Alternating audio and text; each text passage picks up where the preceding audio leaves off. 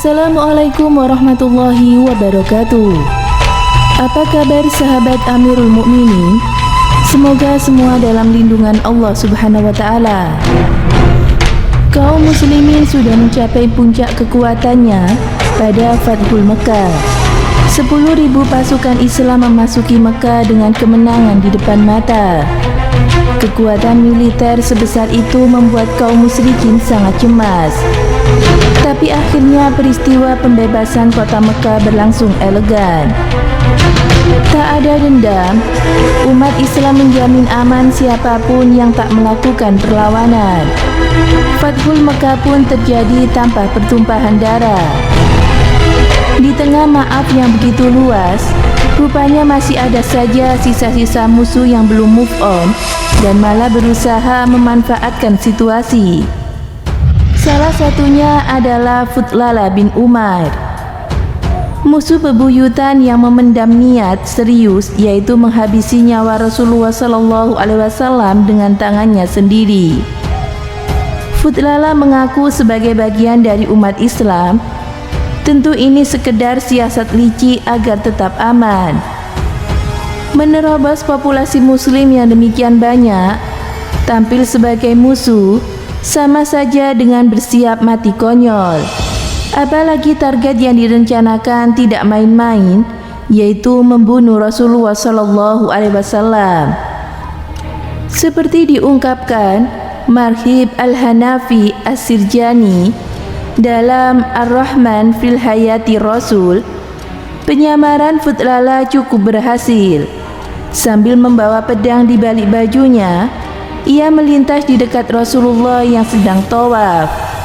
Ketika posisi makin dekat, Rasulullah tiba-tiba menyapa, "Apakah ini Futlala?"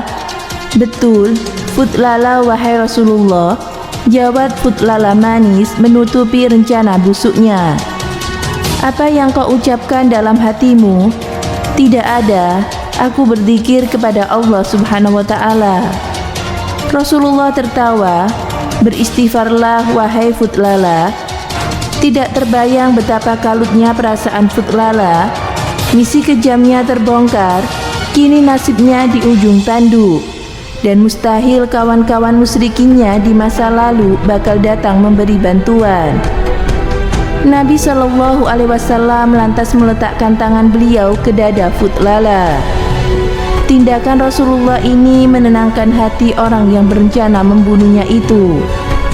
Subhanallah, alangkah rileksnya Nabi merespon gelagat busuk yang sedang membahayakan hidupnya tersebut. Saat aksi percobaan pembunuhan diketahui, beliau sebenarnya bisa saja memerintahkan pasukannya untuk meringkus Futlala, lalu menjatuhi hukuman terberat. Tapi Nabi bukanlah pendendam.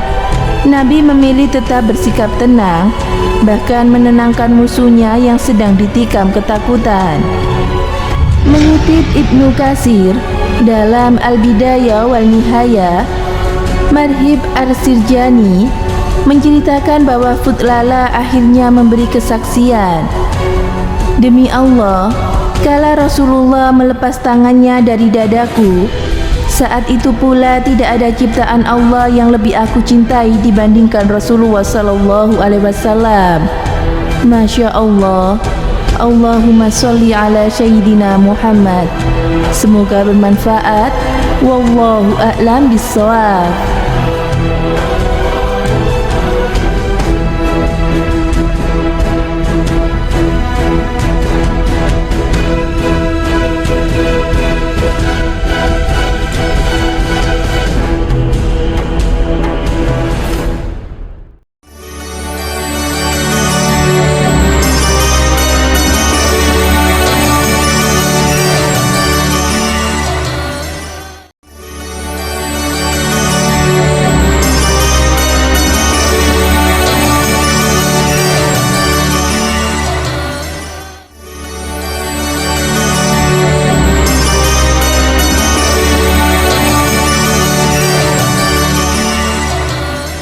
Assalamualaikum warahmatullahi wabarakatuh.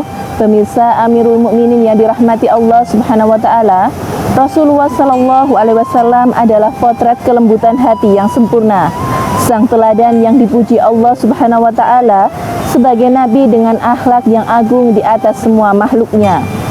Kesabarannya menjadi manhaj dalam berdakwah, ucapan dan sikap lembutnya dan pelin-rakunya dalam setiap aktivitas dakwanya adalah kelembutan. Umat Islam seharusnya memiliki kelembutan hati dalam menghadapi setiap situasi, tantangan apapun. Selain itu juga harus menyayangi dan memiliki belas kasih kepada sesamanya. Berkat kelembutan dan kesabaran serta jiwa pemaaf Rasulullah Shallallahu Alaihi Wasallam, banyak musuh-musuh Rasulullah Shallallahu Alaihi Wasallam yang awalnya membenci Islam akhirnya masuk menjadi orang Islam. Bahkan beliau pun memaafkan orang-orang yang berniat membunuh Rasulullah Shallallahu Alaihi Wasallam. Di antaranya adalah sahabat-sahabat beliau sebagai berikut adalah Umar bin Khattab. Setelah masuk Islam mendapat gelar Al-Faruq, yaitu pembeda antara yang hak dan yang batil. Lalu Khalid bin Walid yang mendapat gelar Sang Pedang Allah.